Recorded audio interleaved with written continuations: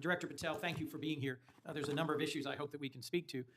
I want to start by reading something you said to me during your confirmation hearing under oath.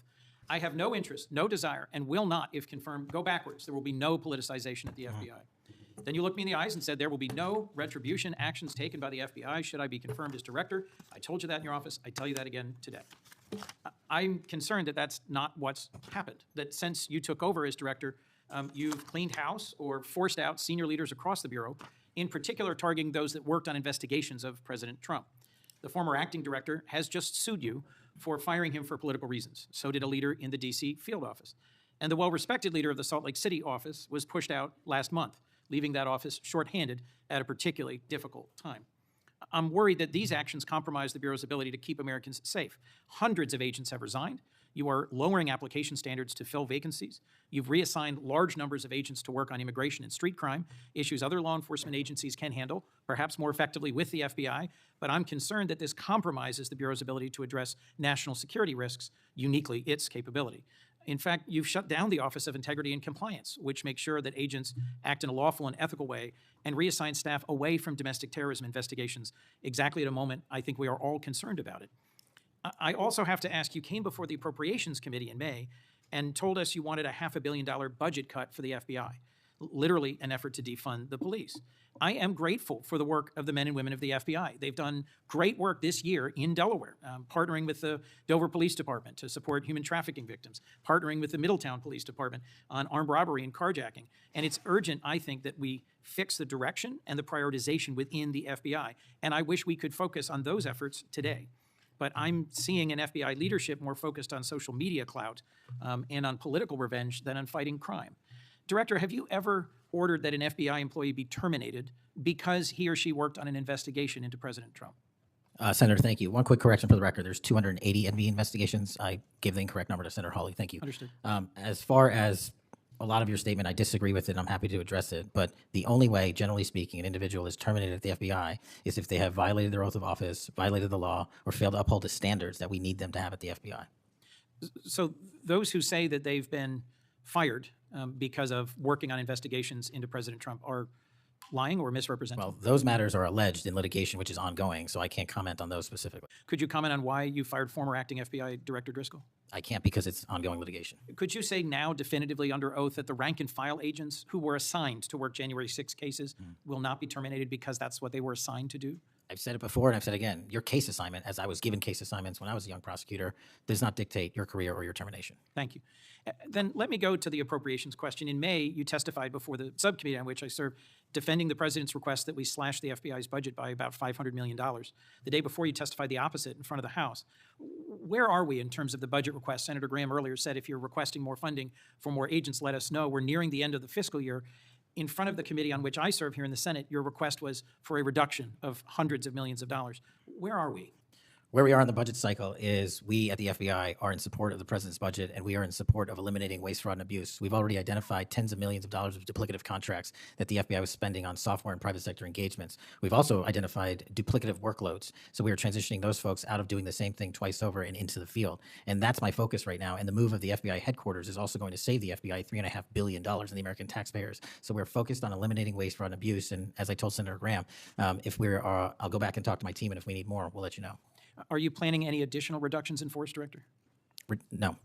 How many vacancies are you currently trying to fill within the agency? In terms of the 1811 ranks, there's a few hundred open vacancies that we have funded, and so we're filling all of those with our hybrid 1811 program and our new recruitment program, and I think a lesser amount of IAs and SOS. So if hundreds of agents have retired or taken the fork in the road offer, and you have vacancies, but you're requesting $500 million less, how does having fewer FBI agents help you tackle violent crime and address our national security issues? Just to put it in perspective, Senator, sorry, I didn't mean to cut you off. If we had this $500 million, we've done the math. It would take us 14 years to onboard every vacancy that's on the books currently at the FBI because we can't hire these folks and train them overnight. It's a years-long process. So we are currently focused on recruiting the best and filling the positions to the best of our needs. And we, even if we had this extra money, wouldn't be able to hire them overnight. We're looking for where the need is greatest, where in the country we need to send them, and how we can change the training requirements, which is why I'm thrilled to have police officers. They might not have a college degree, but they got the street smarts and the cop smarts to become FBI agents, and that's what we want. Let me turn to Section 702. When you testified in front of the CJS subcommittee, we talked about this issue. You told me you were in favor of reauthorizing FISA Section 702 when it expires next year, so long as the reforms implemented last year, reforms like better training for agents and real consequences for inappropriate searches of Americans' communications, were maintained.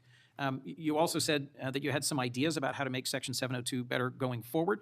Can you give me an update on the FBI's implementation of these reforms and the direction you think it should go? Absolutely. I think you're referring to the query process, and if you're not, let me know.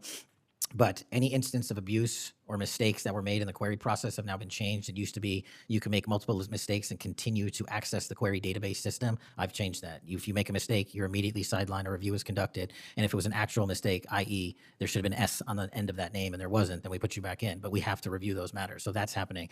And if there was an intentional mistake, you have no more access to the 702 query system and its database. So we've also done an audit of the entire 702 system and the query databases. And now we are nearly 100% of the audit. And I think we found one or two, I'll have to get back to you, quote unquote mistakes within that system, which are currently being reviewed.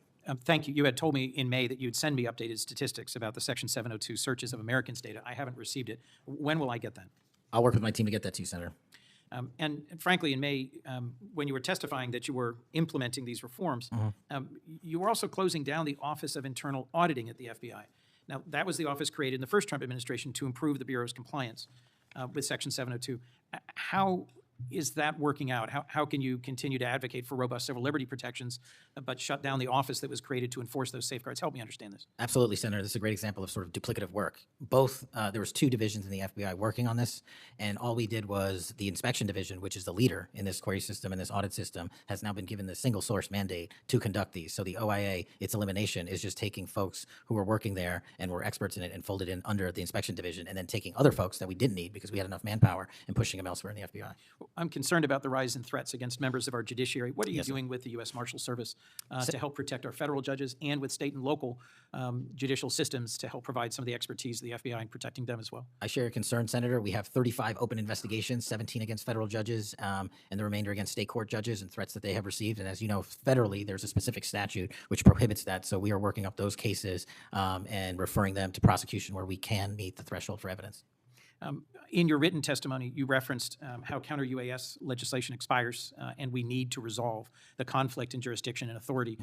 I agree, this is an urgent concern. I've heard from state and local law enforcement about it, from the folks responsible for major events, whether it's sports or concerts or public events. Given the tragic increase in political violence, I'm very concerned about the misuse of drones and the potential of there being a catastrophic event. What could we do to address this challenge? Well, obviously, reauthorizing the capabilities that we have under the counter-UAS program.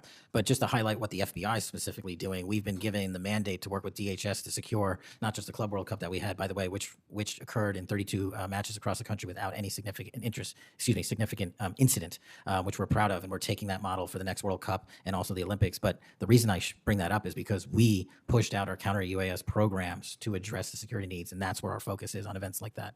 Mr. Director, thank you for your testimony. I look forward to working on actually solving criminal problems and reducing the extent to which what we're going back and forth about is more political and partisan point scoring and more actually solving crimes for the American people. Yes, Senator Kennedy.